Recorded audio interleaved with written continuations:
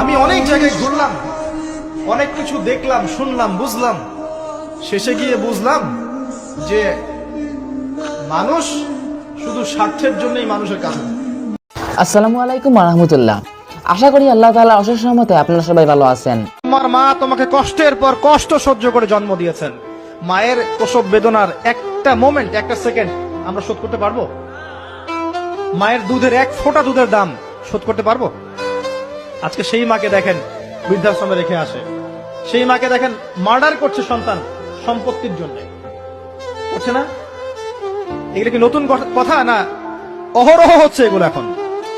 আজকের ভিডিওতে আমরা দেখব জনপ্রিয় ইসলামিক বক্তা আবু তোহা মোহাম্মদ আদনান হুজুরের ভাইরাল হওয়া 10টি অসাধারণ কথা। নবী সাল্লাল্লাহু আলাইহি ওয়াসাল্লাম বলেছিলেন কিয়ামতের আগে আগে একটা বছর একটা মাসের মতো চলে যাবে, একটা মাস একটা সপ্তাহের মতো যাবে, একটা সপ্তাহ একটা দিনের মতো চলে যাবে, একটা দিন একটা ঘন্টার মতো চলে যাবে। তাই হচ্ছে না এখন? এই 7 দিন আগে আমরা জুমা পড়লাম, দেখেন 7 দিন। এই যে গত কয়দিন আগেই আপনি কুরবানির পশু জবাই করলেন, আবার কুরবানির ঈদ আপনার সামনে। সময় খুব দ্রুত চলে যাচ্ছে। তো ভিডিওটি স্কিপ না করে শেষ পর্যন্ত দেখার অনুরোধ রইল। তো চলুন ভিডিওটি শুরু করি। আমাদের লিস্টে প্রথমে রয়েছে মানুষ শুধু স্বার্থের জন্য মানুষের কাছে যায়। আমি অনেক জায়গায় ঘুরলাম, অনেক কিছু দেখলাম, শুনলাম, বুঝলাম, শেষে গিয়ে বুঝলাম যে মানুষ শুধু স্বার্থের জন্যই মানুষের কাছে। হুজুর ঠিক কথা বলেছেন, মানুষ শুধু স্বার্থের জন্য মানুষের কাছে আসে। যখন স্বার্থ শেষ হয়ে যায় তখন সেই মানুষটাকেও আর খুঁজে পাওয়া যায় না।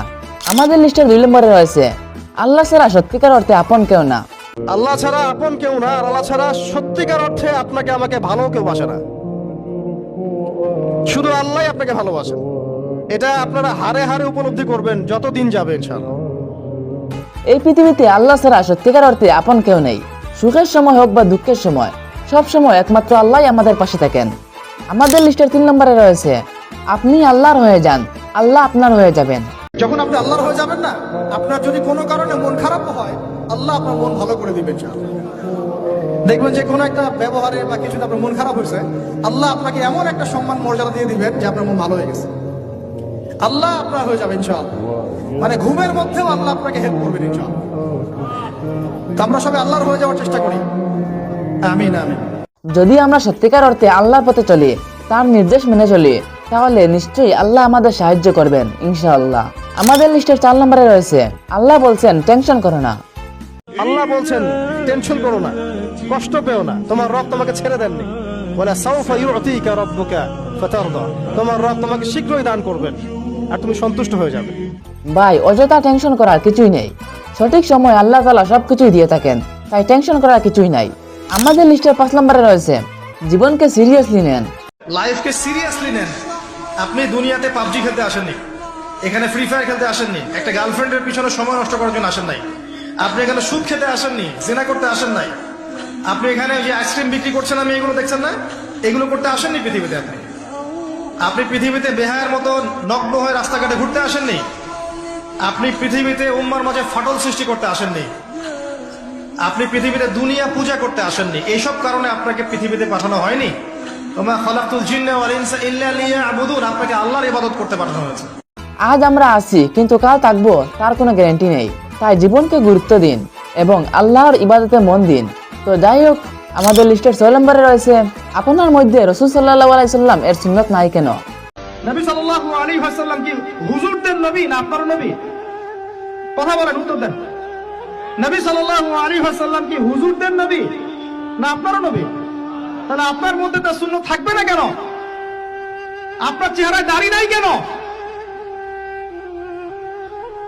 আপনার প্যান্টটা টাকনুর নিচে কেন? কেন আপনি নবী সাল্লাল্লাহু আলাইহি ওয়াসাল্লামের জীবনী সারা জীবনও একবার পড়ে দেখতে পারলেন না? নবী সাল্লাল্লাহু আলাইহি ওয়াসাল্লাম 23 বছর আপনার আমার জন্য কষ্ট করেছেন, মানুষের মার খেয়েছেন, গাল খেয়েছেন, তাকে 15 বার হত্যা করার চেষ্টা করা হয়েছে, তাকে দেশ থেকে বের করে দেওয়া হয়েছে, গলায় দড়ি পেঁচিয়ে টান দেওয়া হয়েছে, পিঠের মধ্যে উঠে নাড়ি ভুড়ি চাপানো হয়েছে, দাঁত ঘুষি মেরে দাঁত ফেলে দেওয়া হয়েছে, মাথা ফাটিয়ে দেওয়া হয়েছে, পা ভেঙে দেওয়া হয়েছে।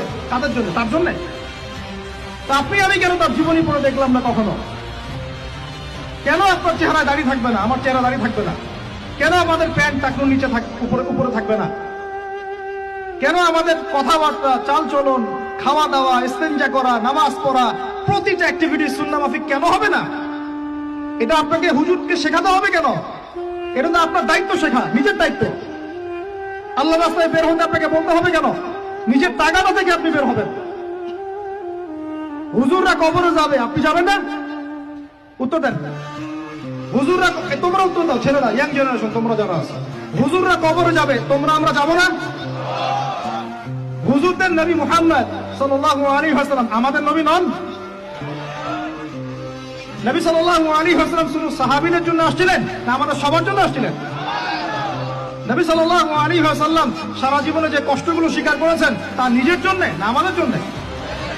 কিয়ামতের মাঠে তার সুপারিশ ছাড়া আপনি পার পাবেন? তাহলে আপনাকে সুন্নাত কেন শেখাতে হবে? আমাদের প্রত্যেকের জীবনে প্রিয় নবী মুহাম্মদ সাল্লাল্লাহু আলাইহি সাল্লাম এর সুন্নাত থাকা উচিত, কারণ সুন্নাহই আমাদের জীবনের সঠিক পথ দেখায়। আমাদের লিস্টে 7 নম্বরে রয়েছে অহংকার আল্লাহর চাদর। যার হৃদয়ের মধ্যে যাররা পরিমাণ অহংকার থাকবে আল্লাহ পাক তাকে জান্নাত দিবেন না। অহংকার আল্লাহর চাদর। অহংকার কার চাদর?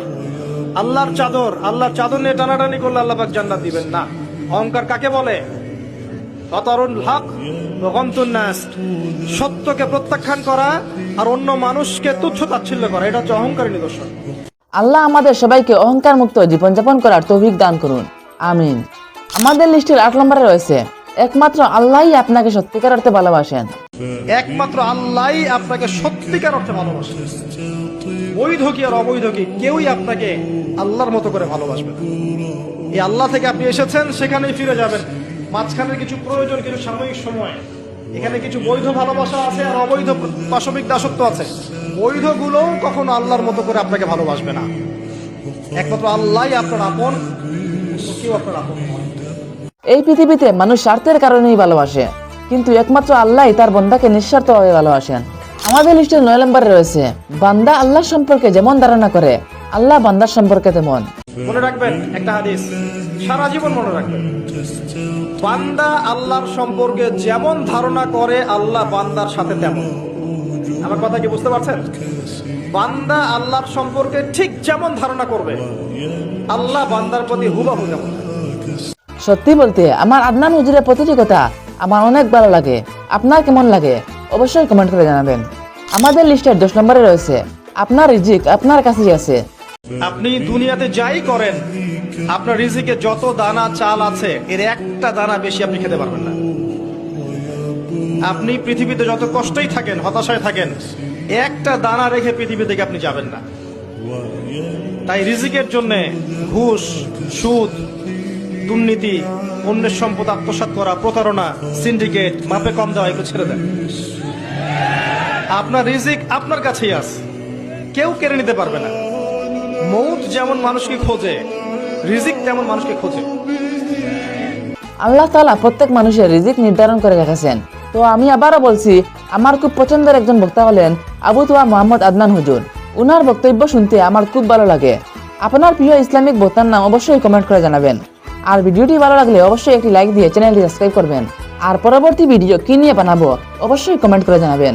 তো দেখা হবে পরের ভিডিওতে। আসসালামু আলাইকুম।